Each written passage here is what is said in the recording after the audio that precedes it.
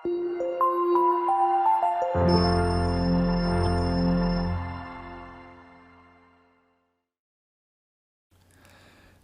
ಸ್ನೇಹಿತರೆ, ಅಮೋಘ ವರ್ಷ ಕೋಚಿಂಗ್ ಸೆಂಟರ್ ಯೂಟ್ಯೂಬ್ ಚಾನಲ್ಗೆ ನಿಮಗೆಲ್ಲ ಸ್ವಾಗತ. ಇವತ್ತಿನ ಪ್ರಮುಖವಾದಂತಹ ಕರೆಂಟ್ ಅಫೇರ್ಸ್ ಟಾಪಿಕ್ಗಳನ್ನು ಡಿಸ್ಕಸ್ ಮಾಡೋಣ. ಲಾಸ್ಟ್ ಸೆಷನ್ನಲ್ಲಿ ಕೇಳಲಾದಂತಹ ಪ್ರಶ್ನೆಯ ಸರಿಯಾದ ಉತ್ತರ ಏನು ಅಂತ ಮೊದಲು ತಿಳಿದುಕೊಳ್ಳೋದಾದರೆ, 2022ನೇ ಇಸವಿಯಲ್ಲಿ ವಿಶ್ವದಲ್ಲಿ ಅತಿ ಹೆಚ್ಚು ಪ್ರಮಾಣದಲ್ಲಿ ಸೆಣಬನ್ನು ಬೆಳೆದಂತಹ ಉತ್ಪಾದನೆ ಮಾಡಿದಂತಹ ದೇಶ ಯಾವುದು ಅಂತ ಪ್ರಶ್ನೆಯನ್ನು ಕೇಳಲಾಗಿತ್ತು. ಸೊ ಆಪ್ಷನ್ಗಳಲ್ಲಿ ಚೀನಾ, ಭಾರತ, ಬಾಂಗ್ಲಾದೇಶ್ ಅಥವಾ ಥೈಲ್ಯಾಂಡ್ ಅಂತ ನೀಡಲಾಗಿದ್ದು, ಸರಿಯಾದ ಉತ್ತರ ಏನು ಅಂತಂದರೆ ನಮ್ಮ ಭಾರತದಲ್ಲಿ 2022ನೇ ಇಸವಿಯಲ್ಲಿ ಅತಿ ಹೆಚ್ಚು ಪ್ರಮಾಣದ ಸೆಣಬನ್ನು, ಜೂಟನ್ನು ಉತ್ಪಾದನೆ ಮಾಡಲಾಗಿತ್ತು. So India was the largest producer of jute in the year of 2022. So ಈ ಜೂಟ್ ಅಥವಾ ಸೆಣಬಿನ ಬಗ್ಗೆ ಕೆಲವೊಂದಿಷ್ಟು ಪ್ರಮುಖ ಮಾಹಿತಿಗಳನ್ನು ತಿಳಿದುಕೊಳ್ಳೋದಾದರೆ, ಪ್ರಮುಖವಾಗಿ ವಿಶ್ವದಲ್ಲಿ ಈ ಸೆಣಬನ್ನು ಅತಿ ಹೆಚ್ಚಾಗಿ ಉತ್ಪಾದಿಸುವಂತಹ ರಾಷ್ಟ್ರಗಳು ಯಾವುವು ಅಂತಂದರೆ ಇಂಡಿಯಾ, ಬಾಂಗ್ಲಾದೇಶ್, ಚೀನಾ. ಇವು ಜಗತ್ತಿನಲ್ಲೇ ಅಗ್ರಗಣ್ಯವಾದಂತಹ ಅತಿ ಹೆಚ್ಚಾದಂತಹ ಸೆಣಬನ್ನು ಉತ್ಪಾದಿಸುವಂತಹ ರಾಷ್ಟ್ರಗಳಾಗಿದ್ದು, ಭಾರತದಲ್ಲಿ ಪಶ್ಚಿಮ ಬಂಗಾಳ, ಬಿಹಾರ್, ಒಡಿಶಾ, ಅಸ್ಸಾಂ, ಆಂಧ್ರ ಪ್ರದೇಶ್, ಮೇಘಾಲಯ, ತ್ರಿಪುರಾ ರಾಜ್ಯಗಳಲ್ಲೂ ಕೂಡ ಈ ಜೂಟ್ ಅಥವಾ ಸೆಣಬನ್ನು ಅತಿ ಹೆಚ್ಚಾಗಿ ಉತ್ಪಾದನೆ ಮಾಡಲಾಗುತ್ತೆ. ಸೊ ಮುಖ್ಯವಾಗಿ ಈ ಗಂಗಾ ಬ್ರಹ್ಮಪುತ್ರ ಡೆಲ್ಟಾ ಅಥವಾ ಈ ನದಿ ಮುಖಜ ಭೂಮಿಯಲ್ಲಿನ ಮೆಕ್ಕಲು ಮಣ್ಣಿನಲ್ಲಿ ಹೆಚ್ಚಾಗಿ ಈ ಸೆಣಬನ್ನು ಉತ್ಪಾದನೆ ಮಾಡಲಾಗುತ್ತೆ. ಸೊ ಆನ್ಸರ್ ಮಾಡಿದಂತಹ ಎಲ್ಲ ಸ್ಟೂಡೆಂಟ್ಸ್ಗಳಿಗೂ ವೆಲ್ ಡನ್. ಇದೇ ರೀತಿಯಾಗಿ ಡಿಸ್ಕಷನ್ನಲ್ಲಿ ಭಾಗವಹಿಸ್ತಾ ಇರಿ, ನಿಮ್ಮ ಆನ್ಸರ್ಗಳನ್ನು ಕಮೆಂಟ್ ಬಾಕ್ಸ್ನಲ್ಲಿ ಕಮೆಂಟ್ ಮಾಡ್ತಾ ಇರಿ ಅಂತ ಹೇಳ್ತಾ ಇವತ್ತಿನ ಪ್ರಶ್ನೆಯನ್ನು ಡಿಸ್ಕಸ್ ಮಾಡೋಣ. ಇವತ್ತಿನ ಪ್ರಶ್ನೆ ಏನು ಅಂತಂದರೆ, ಆನ್ಸರ್ ಮಾಡೋಕ್ಕೆ ಟ್ರೈ ಮಾಡಿ, ಕಮೆಂಟ್ ಬಾಕ್ಸ್ನಲ್ಲಿ ಕಮೆಂಟ್ ಮಾಡಿ. ಒರಾಂಗುಟಾನ್ ಅನ್ನುವ ಪ್ರಾಣಿ ಈ ಒಂದು ಇಮೇಜ್ನಲ್ಲಿ ಕಾಣ್ತಾ ಇದೆ. ಒರಾಂಗುಟಾನ್ ಅಂತ ಇದನ್ನು ಕರೆಯಲಾಗುತ್ತೆ. ದಿ ಜಂಗಲ್ ಬುಕ್ ಅಂತ ಈ ಒಂದು ಮೂವಿಯನ್ನು ನೋಡಿದರೆ ಅದರಲ್ಲಿ ಈ ಮಂಕಿಗಳ ರಾಜನಾಗಿ ಈ ಒರಾಂಗುಟಾನ್ ಅನ್ನುವ ಪ್ರಾಣಿಯನ್ನು ನೀವು ನೋಡ್ಬೋದು. ಸೊ ಅದೇ ಒಂದು ಪ್ರಾಣಿಯ ಬಗ್ಗೆ ನಾವು ಈಗ ಪ್ರಶ್ನೆಯನ್ನು ಕೇಳ್ತಾ ಇದ್ದೇವೆ. ಒರಾಂಗುಟಾನ್ ಅನ್ನುವ ಪ್ರಾಣಿಯನ್ನು international union for conservation of nature IUCN ಇದರ ಕೆಂಪು ಪಟ್ಟಿಯಲ್ಲಿ ಈ ಕೆಳಗಿನ ಯಾವ ಕ್ಯಾಟಗರಿಯಲ್ಲಿ ಇನ್ಕ್ಲೂಡ್ ಮಾಡಲಾಗಿದೆ ಅಥವಾ ಯಾವ ವರ್ಗದಲ್ಲಿ ಸೇರಿಸಲಾಗಿದೆ ಅಂತ ಪ್ರಶ್ನೆ ಇದೆ. ಒರಾಂಗುಟಾನ್ ಪ್ರಾಣಿಯನ್ನು ಆಪ್ಷನ್ಗಳಲ್ಲಿ ಇದು ತೀವ್ರವಾಗಿ ಅಳಿವಿನಂಚಿನಲ್ಲಿರುವಂತಹ ಅಥವಾ ಕ್ರಿಟಿಕಲ್ಲಿ ಎಂಡೇಂಜರ್ಡ್ ಲಿಸ್ಟ್ನಲ್ಲಿರುವಂತಹ ಒಂದು ಪ್ರಾಣಿಯಾಗಿದೆ ಅಂತ ಇದೆ. ಆಪ್ಷನ್ 2, ಒರಾಂಗುಟಾನ್ ಪ್ರಾಣಿ ಅಪಾಯದಲ್ಲಿದೆ ಅಥವಾ ಎಂಡೇಂಜರ್ಡ್ ಸ್ಪೀಸೀಸ್ ಆಗಿದೆ ಅಂತ ಇದೆ. ಆಪ್ಷನ್ 3, ಒರಾಂಗುಟಾನ್ ಪ್ರಾಣಿ ದುರ್ಬಲ ಅಥವಾ ವಲ್ನರೇಬಲ್ ಕ್ಯಾಟಗರಿಯಲ್ಲಿ ಇನ್ಕ್ಲೂಡ್ ಮಾಡಲಾಗಿದೆ ಅಂತ ಇದೆ. ಅಥವಾ ಈ ಒಂದು ಪ್ರಾಣಿಯನ್ನು ಕನಿಷ್ಠ ಕಾಳಜಿ ಅಥವಾ ಲೀಸ್ಟ್ ಕನ್ಸರ್ನ್ ಅನ್ನುವ IUCN ಕೆಂಪು ಪಟ್ಟಿ ಅಥವಾ ರೆಡ್ ಲಿಸ್ಟ್ನಲ್ಲಿ ಇನ್ಕ್ಲೂಡ್ ಮಾಡಲಾಗಿದೆ ಅಂತ ಇದೆ. ರೆಡ್ ಲಿಸ್ಟ್ ಅಂತ ನೀವೆಲ್ಲ ಓದಿರ್ತೀರಿ, ಎನ್ವೈರ್ಮೆಂಟ್ಗೆ ಸಂಬಂಧಪಟ್ಟಂತಹ ವೆರಿ ಇಂಪಾರ್ಟೆಂಟ್ ಪಾಯಿಂಟ್ ಇದು. IUCN ಸಂಸ್ಥೆ ಮತ್ತು ಈ ರೆಡ್ ಲಿಸ್ಟ್. ಸೊ ಈ ರೆಡ್ ಲಿಸ್ಟ್ನಲ್ಲಿ ಯಾವ ಒಂದು ಕ್ಯಾಟಗರಿಯಲ್ಲಿ ಈ ಒರಾಂಗುಟಾನ್ ಅನ್ನುವ ಪ್ರಾಣಿಯನ್ನು ಇನ್ಕ್ಲೂಡ್ ಮಾಡಲಾಗಿದೆ ಅಂತ ಕಮೆಂಟ್ ಬಾಕ್ಸ್ನಲ್ಲಿ ಕಮೆಂಟ್ ಮಾಡಿ. ಮುಂದಿನ ಸೆಷನ್ನಲ್ಲಿ ಇದರ ಸರಿಯಾದ ಉತ್ತರವನ್ನು ತಿಳಿದುಕೊಳ್ಳೋಣ. ಸೊ ರೆಗ್ಯುಲರ್ ಆಗಿ ನಾವು ಡಿಸ್ಕಸ್ ಮಾಡ್ತಾ ಇರುವಂತಹ ಈ ಒಂದು ಆರ್ಟಿಕಲ್ ಏನಿರುತ್ತೆ, ಟಾಪಿಕ್ಗಳನ್ನು ಇಂಗ್ಲೀಷ್ ಅಥವಾ ಕನ್ನಡದಲ್ಲಿ ಮುಖ್ಯವಾಗಿ ನಾವು ಡಿಸ್ಕಸ್ ಮಾಡ್ತೇವೆ. ಆದರೆ ಸ್ಟೂಡೆಂಟ್ಸ್ಗಳಿಂದ ಇಂಗ್ಲೀಷ್ನಲ್ಲೂ ಕೂಡ ಕೆಲವೊಂದಿಷ್ಟು ಟರ್ಮ್ಸ್ಗಳನ್ನು ಅಥವಾ ಕಾನ್ಸೆಪ್ಟನ್ನು ಎಕ್ಸ್ಪ್ಲೇನ್ ಮಾಡಿ ಅಂತ ಫೀಡ್ಬ್ಯಾಕ್ ಬರ್ತಾ ಇದೆ. ಸೊ ಹೀಗಾಗಿ ಈಗ ಡಿಸ್ಕಸ್ ಮಾಡ್ತಾ ಇರುವಂತಹ ಟಾಪಿಕ್ಗಳಲ್ಲಿ ಕೆಲವೊಂದಿಷ್ಟು ಇಂಪಾರ್ಟೆಂಟ್ ಟರ್ಮ್ಸ್ಗಳನ್ನು ಇಂಗ್ಲೀಷ್ನಲ್ಲೂ ಕೂಡ ಎಕ್ಸ್ಪ್ಲೇನ್ ಮಾಡ್ತೀನಿ. ಸೊ ಅರ್ಥ ಮಾಡಿಕೊಳ್ಳೋಕ್ಕೆ ಪ್ರಯತ್ನ ಪಡಿ. ಕನ್ನಡದಲ್ಲಿ ಆ್ಯಸ್ ಇಟ್ ಈಸ್ ಕಂಟಿನ್ಯೂ ಆಗುತ್ತೆ. ಇನ್ನು ಇವತ್ತಿನ ಮೊದಲನೇ ಆರ್ಟಿಕಲ್ ಏನು ಅಂತ ನೋಡೋದಾದರೆ, ಇಂಡಿಯನ್ ಎಕನಾಮಿ ಅಥವಾ ಎಕನಾಮಿಗೆ ಸಂಬಂಧಪಟ್ಟಂತಹ ಇಂಪಾರ್ಟೆಂಟ್ ಆದಂತಹ ಒಂದು ಆರ್ಟಿಕಲ್ ಆಗಿದ್ದು, ಇತ್ತೀಚೆಗೆ ಈ ಸಾವರಿನ್ ಕ್ರೆಡಿಟ್ ರೇಟಿಂಗ್ ಅಂತ ನ್ಯೂಸ್ನಲ್ಲಿ ಪಬ್ಲಿಷ್ ಆಗಿತ್ತು. ಇದು ಏನು ಅಂತ ಕಾನ್ಸೆಪ್ಟನ್ನು ಕ್ಲಿಯರ್ ಆಗಿ ಅಂಡರ್ಸ್ಟ್ಯಾಂಡ್ ಮಾಡ್ಕೊಳ್ಳೋಕ್ಕೆ ಪ್ರಯತ್ನ ಪಡೋಣ. ಅದಕ್ಕಿಂತ ಮುಂಚೆ ನ್ಯೂಸ್ ಏನು ಅಂತ ಅಂಡರ್ಸ್ಟ್ಯಾಂಡ್ ಮಾಡ್ಕೊಳ್ಳೋದಾದರೆ, ಜಾಗತಿಕವಾಗಿ ಪಾಪ್ಯುಲರ್ ಆದಂತಹ ಈ ಕ್ರೆಡಿಟ್ ರೇಟಿಂಗ್ ಏಜೆನ್ಸಿ ಆದಂತಹ ಫಿಚ್ ಅನ್ನುವ ಸಂಸ್ಥೆಯಿಂದ ಯುನೈಟೆಡ್ ಸ್ಟೇಟ್ಸ್ ಆಫ್ ಅಮೆರಿಕಾದ ಒಂದು ಸಾರ್ವಭೌಮ ರೇಟಿಂಗ್ ಅಥವಾ ಈ ಸಾವರಿನ್ ಕ್ರೆಡಿಟ್ ರೇಟಿಂಗ್ಸ್ಗಳನ್ನು ಡೌನ್ಗ್ರೇಡ್ ಮಾಡಲಾಗಿದೆ ಅಂತ ನ್ಯೂಸ್ನಲ್ಲಿ ಪಬ್ಲಿಷ್ ಆಗಿತ್ತು. ಇದಕ್ಕಿಂತ ಮುಂಚೆ AAA ರೇಟಿಂಗ್ಸ್ಗಳನ್ನು ಹೊಂದಿದ್ದಂತಹ ಯುನೈಟೆಡ್ ಸ್ಟೇಟ್ಸ್ ಈಗ ಫಿಚ್ ಅನ್ನುವ ಸಂಸ್ಥೆಯಿಂದ AA+ ಅನ್ನುವ ಒಂದು ರೇಟಿಂಗ್ಸನ್ನು ಈ ಒಂದು ಸಂಸ್ಥೆಯಿಂದ ನೀಡಲಾಗಿದೆ ಅಂತ, ಡೌನ್ಗ್ರೇಡ್ ಮಾಡಲಾಗಿದೆ ಅಂತ ನ್ಯೂಸ್ನಲ್ಲಿ ಪಬ್ಲಿಷ್ ಆಗಿತ್ತು.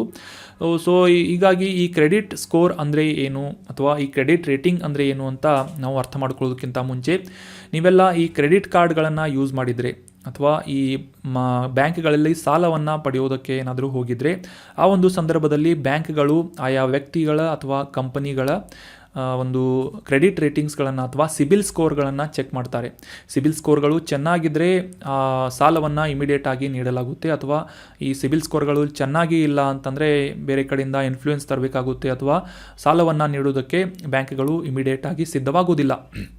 ಸೊ ಹೀಗಾಗಿ ಈ ಸಿಬಿಲ್ ಸ್ಕೋರ್ಗಳನ್ನು ಯಾವ ರೀತಿಯಾಗಿ ಅರ್ನ್ ಮಾಡಬೇಕು ಅಂತಂದರೆ, ಪಡೆದಂತಹ ಸಾಲವನ್ನು ಯಾವ ರೀತಿಯಾಗಿ ಡಿಸಿಪ್ಲಿನ್ ಆಗಿ ನಾವು ಮರುಪಾವತಿ ಮಾಡ್ತಾ ಇದ್ದೇವೆ, ನಿರ್ದಿಷ್ಟ ಅವಧಿಯೊಳಗೆ ಆ ಒಂದು ಪಾವತಿಯನ್ನು ಮಾಡ್ತಾ ಇದ್ದೇವೆ ಅನ್ನುವ ಒಂದು ರೆಕಾರ್ಡ್ನ ಆಧಾರದ ಮೇಲೆ ನಮ್ಮ ಸಿಬಿಲ್ ಸ್ಕೋರ್ಗಳನ್ನು ಬ್ಯಾಂಕ್ಗಳಿಂದ ನಿರ್ಧಾರ ಮಾಡಲಾಗುತ್ತೆ.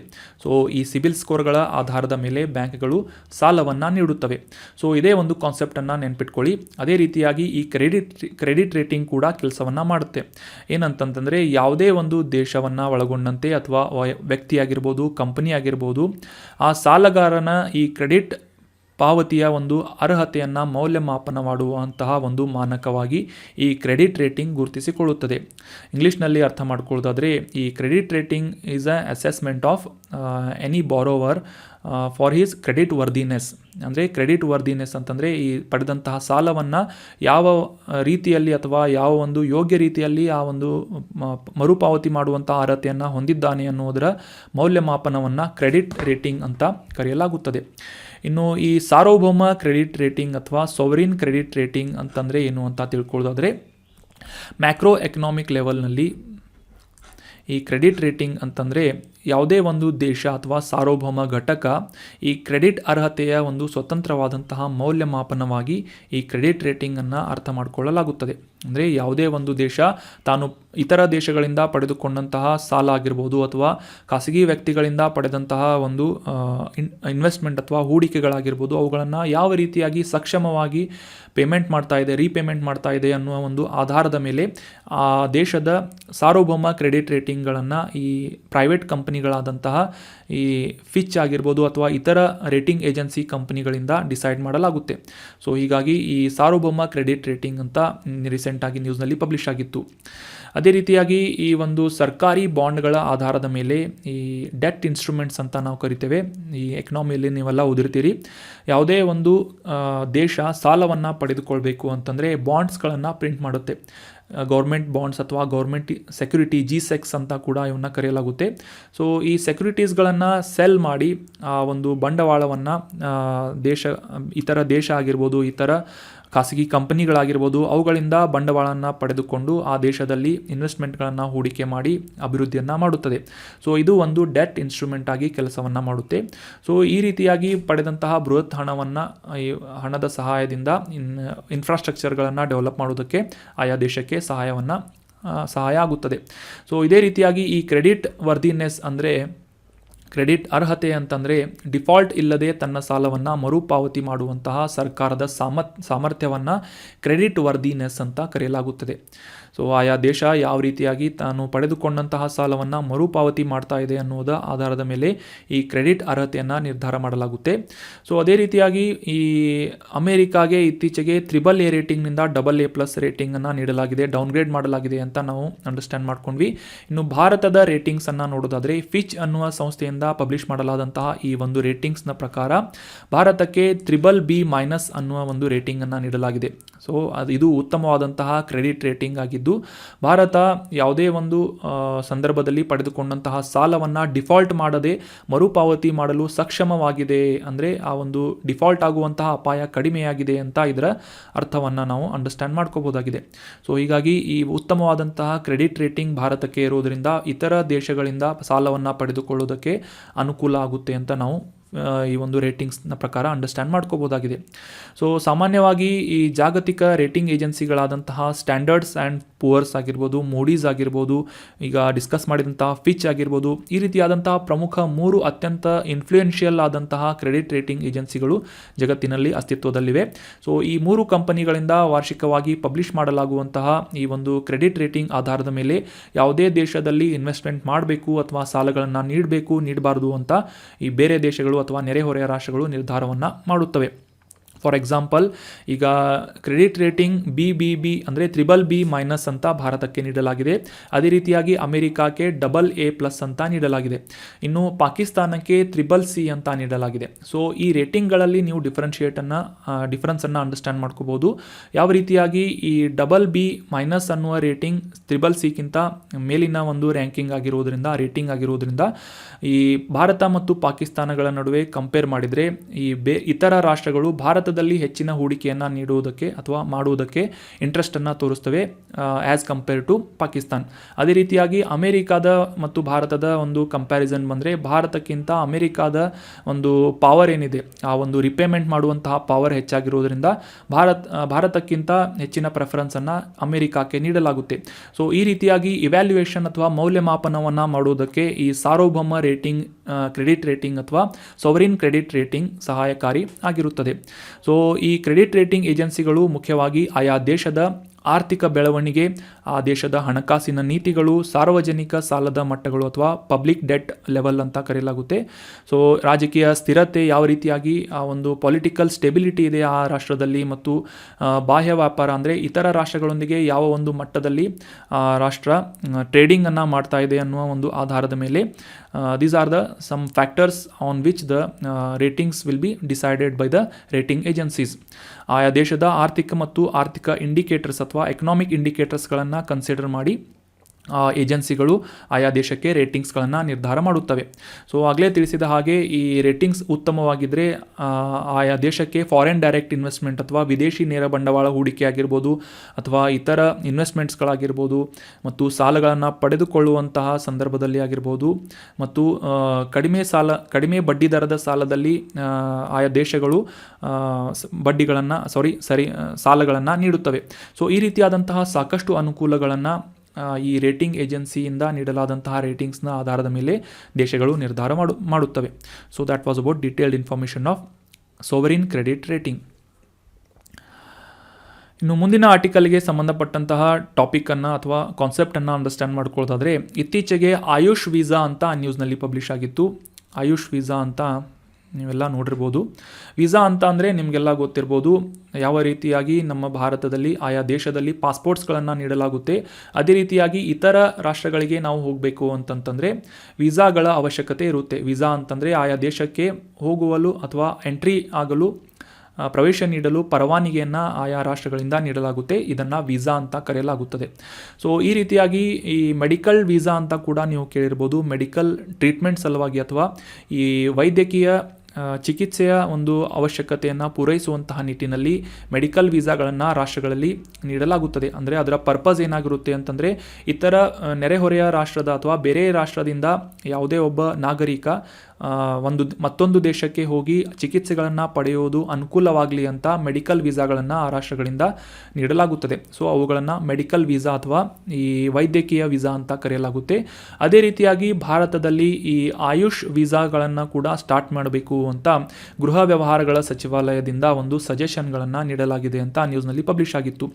ಮುಖ್ಯವಾಗಿ ಈ ವಿದೇಶಿ ಪ್ರಜೆಗಳಿಗೆ ಆಯುಷ್ ವೀಸಾಗಳನ್ನು ನೀಡುವುದರ ಮೂಲಕ ಭಾರತದಲ್ಲಿ ಚಿಕಿತ್ಸೆಗೆ ಬರುವಂತಹ ರೋಗಿಗಳಿಗೆ ಅನುಕೂಲವಾಗುವಂತೆ ಆಯುಷ್ ವೀಸಾಗಳನ್ನು ನೀಡಬೇಕು ಅಂತ ನ್ಯೂಸ್ನಲ್ಲಿ ಗೃಹ ವ್ಯವಹಾರಗಳ ಸಚಿವಾಲಯ ಅಥವಾ ಮಿನಿಸ್ಟ್ರಿ ಆಫ್ ಹೋಮ್ ಅಫೇರ್ಸ್ನಿಂದ ಪಬ್ಲಿಷ್ ಮಾಡಲಾಗಿತ್ತು ಈ ಒಂದು ಮಾಹಿತಿಯನ್ನು. ಸೊ ಹೀಗಾಗಿ ಆಯುಷ್ ವೀಸಾದ ಬಗ್ಗೆ ಡೀಟೇಲ್ ಆಗಿ ಈ ಒಂದು ಕಾನ್ಸೆಪ್ಟನ್ನು ಅಂಡರ್ಸ್ಟ್ಯಾಂಡ್ ಮಾಡ್ಕೊಳ್ಳೋಣ. ಮುಖ್ಯವಾಗಿ ಭಾರತೀಯ ಮತ್ತು ಇಂಡಿಯನ್ ಸಬ್ ಕಾಂಟಿನೆಂಟ್ನಲ್ಲಿ ಪ್ರಮುಖವಾದಂತಹ ಔಷಧೀಯ ಪದ್ಧತಿಗಳಾದಂತಹ ಈ ಆಯುರ್ವೇದ ಆಗಿರ್ಬೋದು, ಯೋಗ ಆಗಿರ್ಬೋದು, ಯುನಾನಿ ಆಗಿರ್ಬೋದು, ಸಿದ್ಧ ಆಗಿರ್ಬೋದು ಅಥವಾ ಹೋಮಿಯೋಪತಿ ಆಗಿರ್ಬೋದು, ಈ ರೀತಿಯಾದಂತಹ ಪ್ರಮುಖ ಸಾಂಪ್ರದಾಯಿಕ ಔಷಧ ಪದ್ಧತಿಗಳನ್ನು ಆಯುಷ್ ಅಂತ ಕರೆಯಲಾಗುತ್ತದೆ. ಸೊ ಆಯುಷ್ ಅಂತಂತಂದರೆ ನಾವು ನೆಕ್ಸ್ಟ್ ಸ್ಲೈಡ್ನಲ್ಲಿ ಡೀಟೇಲ್ ಆಗಿ ಡಿಸ್ಕಸ್ ಮಾಡೋಣ. ಈ ಆಯುಷ್ ಅಥವಾ ಈ ಭಾರತೀಯ ವೈದ್ಯಕೀಯ ಚಿಕಿತ್ಸೆಯನ್ನು ಪಡೆಯಲು ಬಯಸುತ್ತಿರುವಂತಹ ಈ ವಿದೇಶಿ ಪ್ರಜೆಗಳು ಅಥವಾ ಫಾರಿನ್ ಸಿಟಿಸನ್ಸ್ಗಳಿಗೆ ಅನುಕೂಲ ಆಗುವಂತೆ ಆಯುಷ್ ವೀಸಾಗಳನ್ನು ನೀಡಲಾಗುತ್ತದೆ. ಆಗಲೇ ತಿಳಿಸಿದ ಹಾಗೆ ಆಯುರ್ವೇದ, ಯೋಗ ಈ ರೀತಿಯಾದಂತಹ ಸಾಂಪ್ರದಾಯಿಕ ಚಿಕಿತ್ಸೆ ಆರೈಕೆಗಳನ್ನು ಪಡೆಯಲು ಇಚ್ಛಿಸುವಂತಹ ಈ ಫಾರಿನ್ ಸಿಟಿಸನ್ಸ್ಗಳು ಭಾರತದಲ್ಲಿ ಬಂದು ಈ ಒಂದು ಟ್ರೀಟ್ಮೆಂಟ್ಗಳನ್ನು ಪಡೆದುಕೊಳ್ಳಬಹುದಾಗಿರುತ್ತೆ. ಸೊ ಮುಖ್ಯವಾಗಿ ಈ heal in heal in India ಅನ್ನುವ ಒಂದು ಉಪಕ್ರಮದ ಅಡಿಯಲ್ಲಿ ಆಯುಷ್ ವೀಸಾಗಳನ್ನು ಪ್ರಾರಂಭ ಮಾಡುವುದಾಗಿ ಇದರ ಒಂದು ಗೈಡ್ಲೈನ್ಸ್ಗಳನ್ನು ನಿರ್ಧಾರ ಮಾಡಲಾಗಿದೆ. ಹೀಲ್ ಇನ್ ಇಂಡಿಯಾ ಅಂತಂದರೆ ಮುಖ್ಯವಾಗಿ ಸಂಯೋಜಿತವಾದಂತಹ ಮತ್ತು ಸಮಗ್ರವಾದಂತಹ ಚಿಕಿತ್ಸೆಯನ್ನು ಭಾರತದಲ್ಲಿ ಒದಗಿಸುವಂತಹ ಮತ್ತು ಈ ಗ್ಲೋಬಲ್ ಲೆವೆಲ್ನಲ್ಲಿ ಒಂದು ವಿಶ್ವ ದರ್ಜೆಯ ಉತ್ತಮವಾದಂತಹ ಅಫೋರ್ಡೆಬಲ್ ಪ್ರೈಸಸ್ಗಳಲ್ಲಿ ಗುಣಮಟ್ಟದ ಆರೋಗ್ಯ ಸೇವೆಗಳನ್ನು ಭಾರತದಲ್ಲಿ ನೀಡುವಂತಹ ಒಂದು ವ್ಯವಸ್ಥೆಯನ್ನು ಸಿದ್ಧಪಡಿಸುವಂತಹ ನಿಟ್ಟಿನಲ್ಲಿ ಹೀಲ್ ಇನ್ ಇಂಡಿಯಾ ಅನ್ನುವ ಒಂದು ಉಪಕ್ರಮ ಕೆಲಸವನ್ನು ಮಾಡ್ತಾ ಇದೆ. ವೆರಿ ಇಂಪಾರ್ಟೆಂಟ್, ನೋಟ್ ಮಾಡಿ ಇಟ್ಕೊಳ್ಳಿ, ಹೀಲ್ ಇನ್ ಇಂಡಿಯಾ ಅಂತ. ಸೊ ಯಾವ ರೀತಿಯಾಗಿ ಇತರ ದೇಶಗಳಿಂದ ಭಾರತಕ್ಕೆ ಬರುವಂತಹ ಈ ರೋಗಿಗಳು ಭಾರತದಲ್ಲಿ ಆಯುಷ್ ಅನ್ನುವ ಈ ಒಂದು ವೈದ್ಯಕೀಯ ವ್ಯವಸ್ಥೆಯ ಅಡಿಯಲ್ಲಿ ಚಿಕಿತ್ಸೆಗಳನ್ನು ಪಡೆಯುವಂತಹ ಒಂದು ಸಂದರ್ಭದಲ್ಲಿ ಆಯುಷ್ ವೀಸಾಗಳನ್ನು ನೀಡಲಾಗುವುದು ಅಂತ ನ್ಯೂಸ್ನಲ್ಲಿ ಅಥವಾ ಈ ಒಂದು ಆರ್ಟಿಕಲ್ನಲ್ಲಿ ನಾವು ಡಿಸ್ಕಸ್ ಮಾಡಿದ್ವಿ. ಅದೇ ರೀತಿಯಾಗಿ ಆಯುಷ್ ಅಂದರೆ ಏನು ಅಂತ ತಿಳ್ಕೊಳ್ಳೋದಾದರೆ 2003ರಲ್ಲಿ ಈ Indian system of medicine and homeopathy ಅಂತ ಒಂದು ಜಾರಿಯಲ್ಲಿದ್ದಂತಹ ಒಂದು ಸಂಸ್ಥೆ ಅಥವಾ ಒಂದು ವ್ಯವಸ್ಥೆಯನ್ನು ಆಯುಷ್ ಅಂತ 2003ರ ನಂತರ ಬದಲಾಯಿಸಲಾಗಿದೆ. ಆಯುಷ್ ಅಂತಂತಂದರೆ A for Ayurveda, Y for yoga, U for Unani, S for Siddha ಅನ್ನೋದು ಕೂಡ ಒಂದು ಸಾಂಪ್ರದಾಯಿಕವಾದಂತಹ ಚಿಕಿತ್ಸೆ ನೀಡುವಂತಹ ವ್ಯವಸ್ಥೆಯಾಗಿದೆ, ವೈದ್ಯಕೀಯ ವ್ಯವಸ್ಥೆ. ಮುಖ್ಯವಾಗಿ ಈ ತಮಿಳುನಾಡು ಅಥವಾ ದಕ್ಷಿಣ ಭಾರತದಲ್ಲಿ ಇದು ಪ್ರಸಿದ್ಧವಾದಂತಹ ಒಂದು ವೈದ್ಯಕೀಯ ವ್ಯವಸ್ಥೆ ಸಿದ್ಧ ಅಂತ. ಅದೇ ರೀತಿಯಾಗಿ ಹೋಮಿಯೋಪತಿ ಆಗಿರ್ಬೋದು. ಈ ರೀತಿಯಾಗಿ ಆಯುಷ್ ಅನ್ನುವ ಈ ಒಂದು ಸಚಿವಾಲಯವನ್ನು ಕೂಡ ಪ್ರಾರಂಭ ಮಾಡಲಾಗಿದೆ. ಸೊ ಇದು ಈ ಬೇರೆ ದೇಶಗಳಿಂದ ಭಾರತಕ್ಕೆ ಬಂದು ಟ್ರೀಟ್ಮೆಂಟ್ಗಳನ್ನು ಅಥವಾ ಮುಖ್ಯವಾಗಿ ಸಾಂಪ್ರದಾಯಿಕ ಪದ್ಧತಿಯಲ್ಲಿ ಟ್ರೀಟ್ಮೆಂಟ್ಗಳನ್ನು ಪಡೆದುಕೊಳ್ಳುವುದಕ್ಕೆ ಅನುಕೂಲ ಮಾಡುವಂತಹ ನಿಟ್ಟಿನಲ್ಲಿ ಈ ಒಂದು ಆಯುಷ್ ವ್ಯವಸ್ಥೆಯನ್ನು ಪ್ರಾರಂಭ ಮಾಡಲಾಗಿತ್ತು. ಸೊ ಈ ಆಯುಷ್ ಟ್ರೀಟ್ಮೆಂಟ್ನ ಪಡೆದುಕೊಳ್ಳಲು ಇತರ ದೇಶಗಳಿಂದ ಬರಲು ಇಚ್ಛಿಸುವಂತಹ ಸಿಟಿಜನ್ಸ್ಗಳು ಅಥವಾ ನಾಗರಿಕರು ಆಯುಷ್ ವೀಸಾಗಳನ್ನು ಪಡೆದುಕೊಳ್ಳಬಹುದಾಗಿರುತ್ತೆ. ಇನ್ನು ಮುಂದಿನ ಆರ್ಟಿಕಲ್, ಇತ್ತೀಚೆಗೆ ಸಾಕಷ್ಟು ದಿನಗಳಿಂದ ಸಾಕಷ್ಟು ತಿಂಗಳಿನಿಂದ ನ್ಯೂಸ್ನಲ್ಲಿರುವಂತಹ ಲಂಪಿ ಸ್ಕಿನ್ ಡಿಸೀಸ್ ಅಥವಾ ಚರ್ಮಗಂಟು ರೋಗದ ಕುರಿತಾದಂತಹ ಮಾಹಿತಿಗಳನ್ನು ಡಿಸ್ಕಸ್ ಮಾಡೋಣ. ಅದಕ್ಕಿಂತ ಮುಂಚೆ ಕಾಂಟೆಕ್ಸ್ಟನ್ನು ಅರ್ಥ ಮಾಡ್ಕೊಳ್ಳೋದಾದರೆ, ಇತ್ತೀಚೆಗೆ ಈ ಲಂಪಿ ಸ್ಕಿನ್ ಡಿಸೀಸ್ ಕಡಿಮೆ ಆಗ್ತಾ ಇಲ್ಲ ಅಂತ ಪಬ್ಲಿಕ್ ಇಂಟ್ರೆಸ್ಟ್ ಲಿಟಿಗೇಷನ್ PIL ಅನ್ನು ತೆಲಂಗಾಣ ಹೈಕೋರ್ಟ್ನಲ್ಲಿ ಅಪ್ಲೈ ಮಾಡಲಾಗಿತ್ತು. ಸೊ ಅದರ ಒಂದು ಎನ್ಕ್ವೈರಿ ಸಂದರ್ಭದಲ್ಲಿ ತೆಲಂಗಾಣ ಹೈಕೋರ್ಟ್ನಿಂದ ಅದರ ಒಂದು ವಿಭಾಗೀಯ ಪೀಠದಿಂದ ಈ ಲಂಪಿ ಸ್ಕಿನ್ ಡಿಸೀಸ್ ಅಥವಾ ಚರ್ಮಗಂಟು ರೋಗ ಹರಡುವುದನ್ನು ನಿಯಂತ್ರಣ ಮಾಡುವಂತಹ ನಿಟ್ಟಿನಲ್ಲಿ ಸರ್ಕಾರ ಯಾವ ರೀತಿಯಾದಂತಹ ಕ್ರಮಗಳನ್ನು ಕೈಗೊಳ್ಳಲಾಗಿದೆ ಅಂತ ಒಂದು ಮಾಹಿತಿಯನ್ನು ಕೇಳಲಾಗಿತ್ತು. ಸೊ ಈ ಒಂದು ಮಾಹಿತಿಯಲ್ಲಿ ಸಾಕಷ್ಟು ಕೊರತೆಗಳು ಇರುವುದರಿಂದ ಈ ಹೈಕೋರ್ಟ್ ಈ ಒಂದು ನಿಟ್ಟಿನಲ್ಲಿ ಅತೃಪ್ತಿಯನ್ನು ಕಂಡಿದೆ ಅಂತ ನ್ಯೂಸ್ನಲ್ಲಿ ಪಬ್ಲಿಷ್ ಆಗಿತ್ತು. ಅಂದರೆ ಸಮರ್ಪಕವಾದಂತಹ ಮಾಹಿತಿಯನ್ನು ಈ ಹೈಕೋರ್ಟ್ಗೆ ನೀಡಲಾಗಿಲ್ಲ ಅಂತ ಈ ಒಂದು ಲಂಪಿ ಸ್ಕಿನ್ ಡಿಸೀಸ್ ನ್ಯೂಸ್ನಲ್ಲಿ ಮತ್ತೆ ಬಂದಿತ್ತು. ಸೊ ಹೀಗಾಗಿ ಈ ಚರ್ಮಗಂಟು ರೋಗ ಅಥವಾ ಲಂಪಿ ಸ್ಕಿನ್ ಡಿಸೀಸ್ ಸಾಕಷ್ಟು ಬಾರಿ ನ್ಯೂಸ್ನಲ್ಲಿರೋದ್ರಿಂದ ಇದಕ್ಕೆ ಸಂಬಂಧಪಟ್ಟಂತಹ ಕೆಲವೊಂದಿಷ್ಟು ಇಂಪಾರ್ಟೆಂಟ್ ಆದಂತಹ ಮಾಹಿತಿಗಳನ್ನು ಡಿಸ್ಕಸ್ ಮಾಡೋಣ, ಅರ್ಥ ಮಾಡ್ಕೊಳ್ಳೋಕ್ಕೆ ಪ್ರಯತ್ನವನ್ನು ಪಡೋಣ. ಈ ಲಂಪಿ ಸ್ಕಿನ್ ಡಿಸೀಸ್ ವೈರಸ್ ಅಥವಾ LSDV ಅನ್ನುವ ವೈರಸ್ನಿಂದ ಸೋಂಕಿತವಾದಂತಹ ಸೊಳ್ಳೆಗಳಾಗಿರ್ಬೋದು ಅಥವಾ ಈ ಕಚ್ಚುವ ನೊಣಗಳಿಂದ ಇನ್ಫೆಕ್ಟ್ ಆಗುವಂತಹ ಒಂದು ಮಾಧ್ಯಮದ ಮೂಲಕ ಈ ಲಂಪಿ ಸ್ಕಿನ್ ಡಿಸೀಸ್ ಜಾನುವಾರುಗಳಿಗೆ ಬರ್ತಾ ಇದೆ. ಇದನ್ನು ಕನ್ನಡದಲ್ಲಿ ಚರ್ಮಗಂಟು ರೋಗ ಅಂತ ಕೂಡ ಕರೆಯಲಾಗುತ್ತದೆ. ಮುಖ್ಯವಾಗಿ ಈ ಲಂಪಿ ಸ್ಕಿನ್ ಡಿಸೀಸ್ ವೈರಸ್ ಅಂತಂತಂದರೆ ಇದು ಈ ಫೊಕ್ಸಿರಿಡೆ ಅನ್ನುವ ಕುಟುಂಬದ ಒಂದು ವೈರಸ್ನ ಭಾಗವಾಗಿ ಕ್ಯಾಪ್ರಿಪಾಕ್ಸ್ ವೈರಸ್ ಅಂತ ನೀವೆಲ್ಲ ಕೇಳಿರ್ಬೋದು. ಮುಖ್ಯವಾಗಿ ಸಿಡುಬು ಮತ್ತು ಮಂಕಿ ಪಾಕ್ಸ್ ವೈರಸ್ಗಳನ್ನು ಅಥವಾ ರೋಗಗಳನ್ನು ತರುವಂತಹ ಒಂದು ವೈರಸ್ ಕ್ಯಾಪ್ರಿಪಾಕ್ಸ್ ವೈರಸ್ ಅಂತ ಆಗಿದೆ. ಸೊ ಈ ಒಂದು ವೈರಸ್ನ ಕುಟುಂಬಕ್ಕೆ ಸೇರಿದಂತಹ ಲಂಪಿ ಸ್ಕಿನ್ ಡಿಸೀಸ್ ವೈರಸ್, ಈ ಒಂದು ವೈರಸ್ನಿಂದ ಈ ಲಂಪಿ ಸ್ಕಿನ್ ಡಿಸೀಸ್ ಅಥವಾ ಚರ್ಮಗಂಟು ರೋಗ ಜಾನುವಾರುಗಳಿಗೆ ಬರ್ತಾ ಇದೆ. ಸೊ ಮುಖ್ಯವಾಗಿ ಈ ಸೊಳ್ಳೆಗಳಿಂದ ಈ ಒಂದು ಡಿಸೀಸ್ ಅಥವಾ ರೋಗವನ್ನು ಸ್ಪ್ರೆಡ್ ಮಾಡಲಾಗ್ತಾ ಇದೆ ಅಂತ ನಾವು ಅಂಡರ್ಸ್ಟ್ಯಾಂಡ್ ಮಾಡ್ಕೋಬೋದಾಗಿದೆ. ಅದರಲ್ಲಿ ಮುಖ್ಯವಾಗಿ ಗಮನಿಸಬೇಕಾದಂತಹ ಅಂಶ ಏನು ಅಂತಂದರೆ, ಈ ಲಂಪಿ ಸ್ಕಿನ್ ಡಿಸೀಸ್ ವೈರಸ್ ಏನಿದೆ ಇದು ಝೂನೋಟಿಕ್ ವೈರಸ್ ಆಗಿಲ್ಲ. ಅಂತಂದರೆ ಪ್ರಾಣಿಗಳಿಂದ ಮನುಷ್ಯರಿಗೆ ಹರಡುವಂತಹ ವೈರಸ್ ಆಗಿಲ್ಲ ಅನ್ನೋದು ಇಂಪಾರ್ಟೆಂಟ್ ಆದಂತಹ ಮಾಹಿತಿಯಾಗಿದೆ. ಝೂನೋಟಿಕ್ ಡಿಸೀಸ್ ಅಂತ ನೀವೆಲ್ಲ ಕೇಳಿರ್ಬೋದು. ಝೂನೋಟಿಕ್ ಡಿಸೀಸ್ ಅಂತಂತಂದರೆ ಪ್ರಾಣಿಗಳಿಂದ ಮನುಷ್ಯರಿಗೆ ಬರುವಂತಹ ರೋಗಗಳನ್ನು ಝೂನೋಟಿಕ್ ಡಿಸೀಸ್ ಅಥವಾ ಝೂನೋಟಿಕ್ ರೋಗಗಳು ಅಂತ ಕರೆಯಲಾಗುತ್ತೆ. ಸೊ ಹೀಗಾಗಿ ಈ ಲಂಪಿ ಸ್ಕಿನ್ ಡಿಸೀಸ್ ಅನ್ನೋದು ಕೇವಲ ಜಾನುವಾರುಗಳು ಅಂದರೆ ದನ ಕರುಗಳಿಗೆ ಬರುವಂತಹ ರೋಗವಾಗಿದ್ದು ಯಾವುದೇ ರೀತಿಯಾಗಿ ಮನುಷ್ಯರಿಗೆ ಬರುವಂತಹ ಒಂದು ಸಾಧ್ಯತೆಗಳನ್ನು ಇಲ್ಲಿಯವರೆಗೂ ಕಂಡುಹಿಡಿಯಲಾಗಿಲ್ಲ. ಸೊ ಇದಕ್ಕೆ ಮುಖ್ಯವಾದಂತಹ ಒಂದು ಕಾರಣ ಏನು ಅಂತ ಅಂಡರ್ಸ್ಟ್ಯಾಂಡ್ ಮಾಡ್ಕೊಂಡ್ವಿ. ಅದೇ ರೀತಿಯಾಗಿ ಇದಕ್ಕೆ ಯಾವುದೇ ರೀತಿಯಾದಂತಹ ನಿರ್ದಿಷ್ಟವಾದಂತಹ ಆ್ಯಂಟಿವೈರಲ್ ಔಷಧಿಯನ್ನು ಇಲ್ಲಿಯವರೆಗೂ ಕೂಡ ಕಂಡುಹಿಡಿಯಲಾಗಿಲ್ಲ ಅನ್ನೋದು ಕೂಡ ಪ್ರಮುಖವಾದಂತಹ ಅಂಶವಾಗಿದೆ. ಇದೇ ಒಂದು ಒಂದು ಕಾರಣಕ್ಕಾಗಿ ಜಾನುವಾರುಗಳು ಈ ಲಂಪಿ ಸ್ಕಿನ್ ಡಿಸೀಸ್ಗೆ ಈಡಾಗ್ತಾ ಇವೆ ಅಂತ ನಾವು ಮೇಲಿಂದ ಮೇಲೆ ನ್ಯೂಸ್ನಲ್ಲಿ ಓದ್ತಾ ಇರ್ತೇವೆ. ಸೊ ಇದರ ಒಂದು ಮುಖ್ಯವಾದಂತಹ ಲಕ್ಷಣಗಳು ಅಥವಾ ಸಿಂಪ್ಟಮ್ಸ್ಗಳು ಏನು ಅಂತ ನೋಡೋದಾದರೆ, ಈ ದುಗ್ಧರಸ ಗ್ರಂಥಿಗಳು ಅಥವಾ ಲಿಂಪಿಕ್ ಸಿಸ್ಟಮ್ ಅಂತ ನೀವೆಲ್ಲ ಓದಿರ್ತೀರಿ. ಲಿಂಪಿಕ್ ಸಿಸ್ಟಮ್ ಅಥವಾ ಲಿಂಪ್ ನೋಡ್ಸ್ಗಳ ಮೇಲೆ ಪರಿಣಾಮವನ್ನು ಬೀರುವಂತಹ ಈ ಒಂದು ಲಂಪಿ ಸ್ಕಿನ್ ಡಿಸೀಸ್ ವೈರಸ್ ಏನಿದೆ, ಮುಖ್ಯವಾಗಿ ಈ ಒಂದು ಉಂಡೆಗಳಂತೆ ಕಾಣುವಂತಹ, ಚರ್ಮದ ಕೆಳಗೆ ಉಂಡೆಗಳಂತೆ ಕಾಣುವಂತಹ ಗಂಟುಗಳನ್ನು ಪ್ರಾಣಿಗಳು ಹೊಂದುತ್ತವೆ.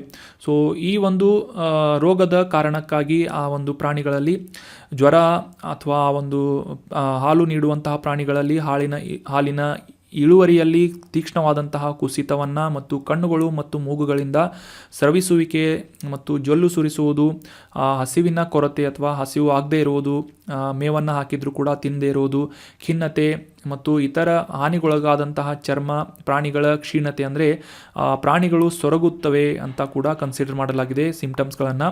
ಬಂಜರುತನ ಅಂದರೆ ಮಕ್ಕಳಾಗದೇ ಇರುವುದು ಅಥವಾ ಪ್ರೆಗ್ನೆಂಟ್ ಇದ್ದರೆ ಅಥವಾ ಆ ಒಂದು ಪ್ರಾಣಿ ಕ್ಯಾರಿ ಮಾಡಿದರೆ ಗರ್ಭಪಾತ ಆಗುವುದು, ಈ ರೀತಿಯಾದಂತಹ ರೋಗ ಲಕ್ಷಣಗಳೆಲ್ಲ ಲಂಪಿ ಸ್ಕಿನ್ ಡಿಸೀಸ್ ಹೊಂದಿದೆ. ಸೊ ಇದು ಮಾರಕವಾಗಿ ಬೆಳೀತಾ ಇರುವಂತಹ ಒಂದು ರೋಗವಾಗಿದ್ದು, ಇದರಿಂದ ದೇಶದಾದ್ಯಂತ ಈ ಹಾಲಿನ ಇಳುವರಿಯಲ್ಲಿ ಸಾಕಷ್ಟು ಕುಂಠಿತವನ್ನು ನಾವು ಕಾಣಬಹುದಾಗಿದೆ. ರೀಸೆಂಟಾಗಿ ನಂದಿನಿಯಿಂದ ಕೂಡ ಈ ಹಾಲಿನ ಒಂದು ರೇಟನ್ನು ಜಾಸ್ತಿ ಮಾಡಲಾಗಿದೆ ಅಂತ ಅನ್ನೋದು ಕೂಡ ಒಂದು ಗಮನಿಸಬೇಕಾದಂಥ ಅಂಶವಾಗಿದೆ. So that was about detailed information of lumpy skin disease. ಇನ್ನು ಮುಂದಿನ ಆರ್ಟಿಕಲ್ ನಾಗಾರ್ಜುನ ಸಾಗರ್ ಶ್ರೀಶೈಲಂ ಹುಲಿ ಸಂರಕ್ಷಿತ ಪ್ರದೇಶದ ಬಗ್ಗೆ ಇದೆ. ರೀಸೆಂಟಾಗಿ ಈ ಒಂದು ಟೈಗರ್ ರಿಸರ್ವ್ ಯಾಕೆ ನ್ಯೂಸ್ನಲ್ಲಿತ್ತು ಅಂತ ಕಾಂಟೆಕ್ಸ್ಟನ್ನು ಅರ್ಥ ಮಾಡ್ಕೊಳ್ಳೋದಾದರೆ, ಆಂಧ್ರ ಪ್ರದೇಶದಲ್ಲಿರುವಂತಹ ಶ್ರೀಶೈಲಂ ನಾಗಾರ್ಜುನ ಸಾಗರ್ ಅಣೆಕಟ್ಟಿನ ಹಿನ್ನೀರಿನಲ್ಲಿ ಈ ಅಕ್ರಮ ಮೀನುಗಾರಿಕೆ ನಡೀತಾ ಇದೆ. ಇದರಿಂದ ಅಲ್ಲಿ ವಾಸಿಸುತ್ತಿರುವಂತಹ ಹುಲಿಗಳಿಗೆ ಒಂದು ದೊಡ್ಡ ಅಪಾಯ ಉಂಟಾಗ್ಬೋದು ಅಂತ ನ್ಯಾಷನಲ್ ಟೈಗರ್ ಕನ್ಸರ್ವೇಷನ್ ಅಥಾರಿಟಿಯಿಂದ ಒಂದು ಮಾಹಿತಿಯನ್ನು ಪಬ್ಲಿಷ್ ಮಾಡಲಾಗಿತ್ತು. ಇದೇ ಒಂದು ಕಾರಣಕ್ಕಾಗಿ ನಾಗಾರ್ಜುನ ಸಾಗರ್ ಶ್ರೀಶೈಲಂ ಹುಲಿ ಸಂರಕ್ಷಿತ ಪ್ರದೇಶ ನ್ಯೂಸ್ನಲ್ಲಿರುವುದರಿಂದ ಇದಕ್ಕೆ ಸಂಬಂಧಪಟ್ಟಂತಹ ಕೆಲವೊಂದಿಷ್ಟು ವಿಶೇಷ ಮಾಹಿತಿಗಳನ್ನು ಈ ಒಂದು ಆರ್ಟಿಕಲ್ನಲ್ಲಿ ಡಿಸ್ಕಸ್ ಮಾಡೋಣ. ಮೊದಲಿಗೆ examination point of view important ಏನು ಅಂತಂದರೆ, ಈ ಒಂದು ಹುಲಿ ಸಂರಕ್ಷಿತ ಪ್ರದೇಶದ ಲೊಕೇಶನ್ ಆಗಿದೆ. ಸೊ ಹೀಗಾಗಿ ಇದರ ಲೊಕೇಶನನ್ನು ಅಂಡರ್ಸ್ಟ್ಯಾಂಡ್ ಮಾಡ್ಕೊಳ್ಳೋದಾದರೆ, ಭಾರತದ ಪೂರ್ವ ಘಟ್ಟಗಳ ಪ್ರದೇಶದಲ್ಲಿ ಅಥವಾ ಆಂಧ್ರ ಪ್ರದೇಶದ ಈ ನಲ್ಲಮಲ ಬೆಟ್ಟಗಳ ಶ್ರೇಣಿಯಲ್ಲಿ ಕಂಡುಬರುವಂತಹ ಈ ಆಂಧ್ರ ಪ್ರದೇಶದ ಗುಂಟೂರು, ಪ್ರಕಾಶ್ ಮತ್ತು ಕರ್ನೂಲ್ ಅನ್ನುವ ಜಿಲ್ಲೆಗಳಲ್ಲಿ ವ್ಯಾಪಿಸಿರುವಂತಹ ಟೈಗರ್ ರಿಸರ್ವ್ ಯಾವುದು ಅಂತಂದರೆ ನಾಗಾರ್ಜುನ ಸಾಗರ್ ಶ್ರೀಶೈಲಂ ಹುಲಿ ಸಂರಕ್ಷಿತ ಪ್ರದೇಶ ಅಂತ ಗುರುತಿಸಿಕೊಳ್ಳುತ್ತದೆ. 1983ರಲ್ಲಿ ಈ ಒಂದು ಪ್ರದೇಶವನ್ನು ಹುಲಿ ಸಂರಕ್ಷಿತ ಪ್ರದೇಶ ಅಥವಾ ಟೈಗರ್ ರಿಸರ್ವ್ ಅಂತ ಗುರುತಿಸಿಕೊಳ್ಳಲಾಗಿದ್ದು, ಇದು ಸುಮಾರು 5,937 ಚದರ ಕಿಲೋಮೀಟರ್ಗಳಷ್ಟು ವ್ಯಾಪ್ತಿಯನ್ನು ಹೊಂದಿರುವಂತಹ ಪ್ರದೇಶವಾಗಿದ್ದು, ದೇಶದಲ್ಲೇ ಅತಿ ದೊಡ್ಡದಾದಂತಹ ಹುಲಿ ಸಂರಕ್ಷಿತ ಪ್ರದೇಶ, the largest tiger reserve in India is Nagarjuna Sagar Srisailam tiger reserve ಅಂತ ಗುರುತಿಸಿಕೊಳ್ಳುತ್ತದೆ.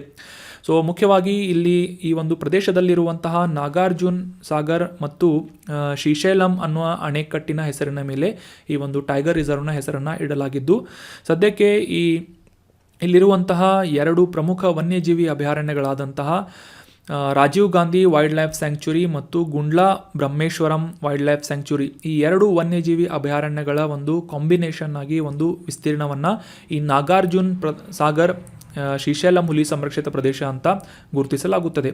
ಮುಖ್ಯವಾಗಿ 270 ಕಿಲೋಮೀಟರ್ಗಳಷ್ಟು ದೂರದಲ್ಲಿ ಹರಿಯುವಂತಹ ಒಂದು ಪ್ರಮುಖ ನದಿ ಯಾವುದು ಅಂತಂದರೆ ಕೃಷ್ಣಾ ನದಿಯಾಗಿದೆ.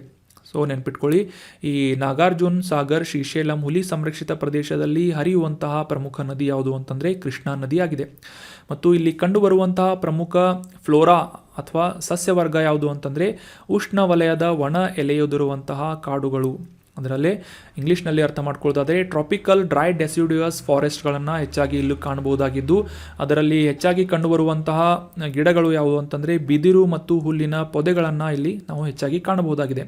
ಇನ್ನು ಫೌನಾ ಬಗ್ಗೆ ಅಥವಾ ಪ್ರಾಣಿ ವರ್ಗದ ಬಗ್ಗೆ ಅರ್ಥ ಮಾಡ್ಕೊಳ್ಳೋದಾದರೆ ಮಾಂಸಭಕ್ಷಕ ಪ್ರಾಣಿಗಳಾದಂತಹ ಹುಲಿಗಳು, ಚಿರತೆಗಳು, ತೋಳಗಳು, ಕಾಡು ನಾಯಿಗಳು, ನರಿಗಳು, ಈ ರೀತಿಯಾದಂತಹ ಮಾಂಸಭಕ್ಷಕ ಪ್ರಾಣಿಗಳು ಇದ್ದರೆ ಅವುಗಳಿಗೆ ಆಹಾರವಾಗಿ ವಾಸಿಸುವಂತಹ ಪ್ರಾಣಿಗಳು ಯಾವುವು ಅಂತಂದರೆ ಸಾಂಬಾರ್ ಆಗಿರ್ಬೋದು, ಚೀತಾಲ್ ಆಗಿರ್ಬೋದು, ಚೌಸಿಂಗ, ಚಿಂಕಾರ, ಹಾಗ್ ಡೀರ್, ಕಾಡು ಹಂದಿ, ಮುಳ್ಳು ಹಂದಿ, ಈ ರೀತಿಯಾದಂತಹ ಸಾಕಷ್ಟು ಸಸ್ತನಿ ಪ್ರಭೇದಗಳನ್ನು ಕೂಡ ನಾವು ಇಲ್ಲಿ ಕಾಣಬಹುದಾಗಿದೆ.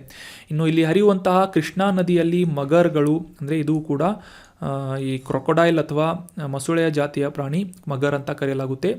ಸೊ ಅದೇ ರೀತಿಯಾಗಿ ಆಟರ್ಸ್ ಅಂತ ನೀರು ನಾಯಿ ಅಂತ ಇಲ್ಲಿ ಕಾಣಬಹುದು. ಅದೇ ರೀತಿಯಾಗಿ ಆಮೆಗಳನ್ನು ಕೂಡ ಹೆಚ್ಚಾಗಿ ಈ ನಾಗಾರ್ಜುನ ಸಾಗರ್, ಶ್ರೀಶೈಲಂ ಹುಲಿ ಸಂರಕ್ಷಿತ ಪ್ರದೇಶದ ಮೂಲಕ ಹರಿಯುವಂತಹ ಕೃಷ್ಣಾ ನದಿಯಲ್ಲಿ ನಾವು ಗುರುತಿಸಬಹುದಾಗಿದೆ. So that was about detailed information of this tiger reserve. ಇನ್ನು ಮುಂದಿನ article examination point of view ಅಷ್ಟೊಂದು ಇಂಪಾರ್ಟೆಂಟ್ ಆಗಿಲ್ಲ, ಆದರೂ ಕೂಡ ಇದರ ಬಗ್ಗೆ ಕೆಲವೊಂದಿಷ್ಟು ನಿಮಗೆ ಮಾಹಿತಿ ಗೊತ್ತಿರಲಿ ಅಂತ ಡಿಸ್ಕಸ್ ಮಾಡೋಣ.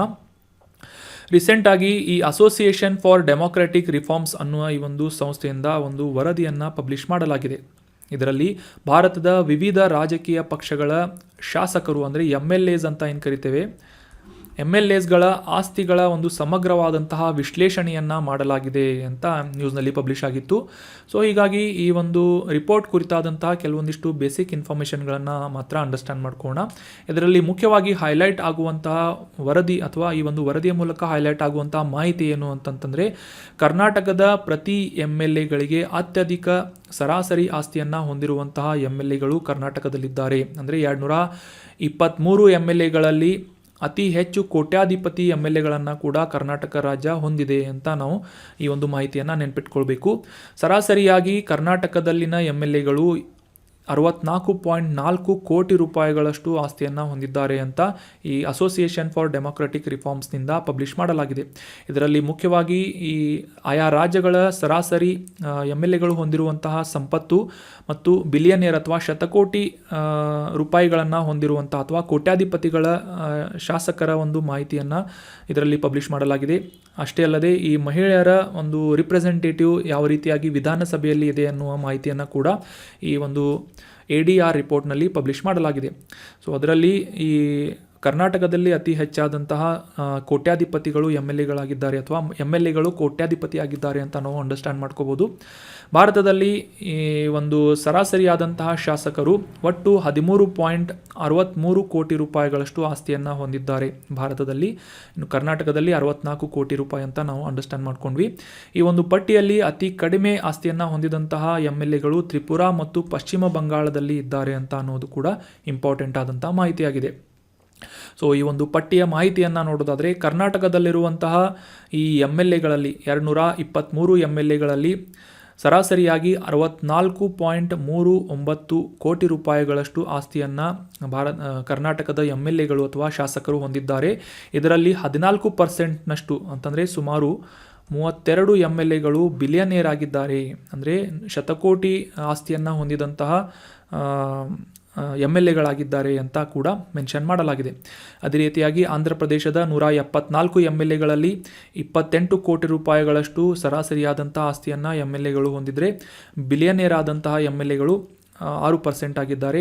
ಮಹಾರಾಷ್ಟ್ರದಲ್ಲಿ ಸರಾಸರಿಯಾಗಿ 23.51 ಕೋಟಿ.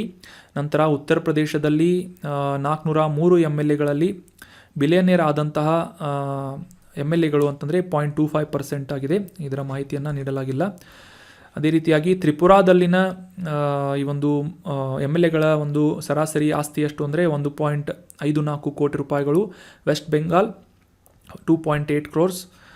ಸರಾಸರಿ ಆಸ್ತಿ ಕೇರಳದಲ್ಲಿ ಎಷ್ಟು ಅಂತಂದರೆ MLAಗಳು 3.15 ಕೋಟಿ ರೂಪಾಯಿಗಳಷ್ಟು ಆಸ್ತಿಯನ್ನು ಹೊಂದಿದ್ದಾರೆ.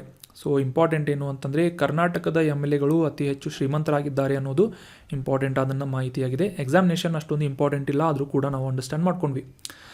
ಸೊ ಇನ್ನು ಇವತ್ತು ಡಿಸ್ಕಸ್ ಮಾಡಲಾದಂಥ ಎಲ್ಲ ಆರ್ಟಿಕಲ್ಸ್ಗಳನ್ನು ರಿವೈಸ್ ಮಾಡುವುದರ ಮೂಲಕ, ಈ ಸ್ಟೇಟ್ಮೆಂಟ್ಗಳಿಗೆ ಸರಿ ತಪ್ಪುಗಳನ್ನು ಗುರುತಿಸುವುದರ ಮೂಲಕ ರಿವೈಸ್ ಮಾಡೋಕ್ಕೆ ಟ್ರೈ ಮಾಡೋಣ. ಮೊದಲನೇ ಸ್ಟೇಟ್ಮೆಂಟ್ ಏನು ಅಂತಂದರೆ, ಇತ್ತೀಚೆಗೆ ಪಬ್ಲಿಷ್ ಮಾಡಲಾದಂತಹ ಫಿಚ್ ರೇಟಿಂಗ್ ಏಜೆನ್ಸಿಯಿಂದ ಭಾರತಕ್ಕೆ CCC ಅನ್ನುವ ಒಂದು ಪಟ್ಟಿಯಲ್ಲಿ ನೀಡಲಾಗಿದೆ ಅಥವಾ ರೇಟಿಂಗ್ಸನ್ನು ನೀಡಲಾಗಿದೆ ಅಂತ ಮೊದಲನೇ ಸ್ಟೇಟ್ಮೆಂಟ್ ಇದೆ. ಸೊ ಇದು ತಪ್ಪಾದಂತಹ ಸ್ಟೇಟ್ಮೆಂಟ್ ಆಗಿದೆ. ಸೊ ಸರಿಯಾದ ಉತ್ತರ ಏನು ಅಂತಂದರೆ BBB- ಅನ್ನುವ ರೇಟಿಂಗನ್ನು ನೀಡಲಾಗಿದೆ ಅಂತ ನಾವು ಮೊದಲನೇ ಆರ್ಟಿಕಲ್ನಲ್ಲಿ ಡಿಸ್ಕಸ್ ಮಾಡಿದ್ವಿ. ಭಾರತಕ್ಕೆ BBB- ಅನ್ನುವ ಒಂದು ರೇಟಿಂಗನ್ನು ನೀಡಲಾಗಿದೆ ಅಂತ, ಉತ್ತಮವಾದಂತಹ ರೇಟಿಂಗ್ ಆಗಿದೆ ಅಂತ ನಾವು ಅಂಡರ್ಸ್ಟ್ಯಾಂಡ್ ಮಾಡ್ಕೊಂಡ್ವಿ. ಸೊ ಮೊದಲನೇ ಸ್ಟೇಟ್ಮೆಂಟ್ ಏನಾಗುತ್ತೆ, ತಪ್ಪಾಗುತ್ತೆ. ಅದೇ ರೀತಿಯಾಗಿ ಎರಡನೇ ಸ್ಟೇಟ್ಮೆಂಟ್ ಏನು ಅಂತ ನೋಡೋದಾದರೆ, ಈ ಆಯುಷ್ ಅನ್ನೋದು ಆಯುರ್ವೇದ, ಯೋಗ ಮತ್ತು ಈ ನ್ಯಾಚುರೋಪತಿ, ಯುನಾನಿ, ಸಿದ್ಧ ಮತ್ತು ಹೋಮಿಯೋಪತಿಯ ಸಂಕ್ಷಿಪ್ತವಾದಂತಹ ರೂಪವಾಗಿದೆ ಅಂತ ಇದೆ. ಸೊ ಈ ಸ್ಟೇಟ್ಮೆಂಟ್ ಸರಿಯಾದಂಥ ಸ್ಟೇಟ್ಮೆಂಟ್ ಆಗಿದೆ.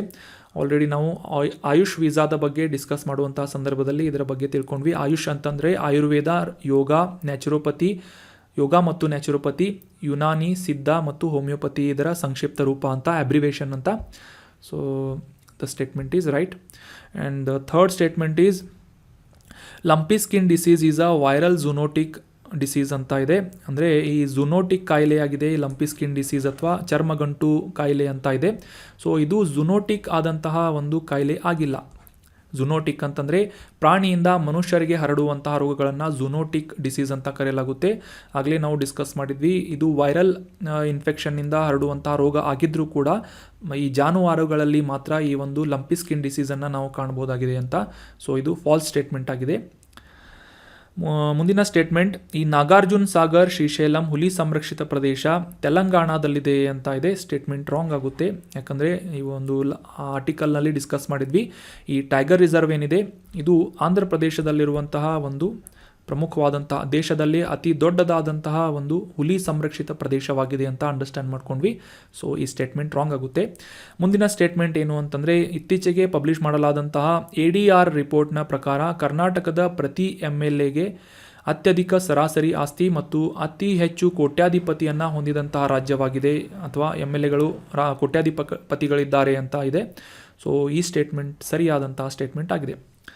So that was all about today's discussion. ಈ ಕಂಟೆಂಟನ್ನು ನಿಮ್ಮ ಎಲ್ಲ ಫ್ರೆಂಡ್ಸ್ಗಳು ಮತ್ತು ಎಲ್ಲ ಅಸ್ಪಿರೆಂಟ್ಸ್ಗಳ ಜೊತೆ ಶೇರ್ ಮಾಡಿ. Thank you so much for joining the discussion. Have a nice day.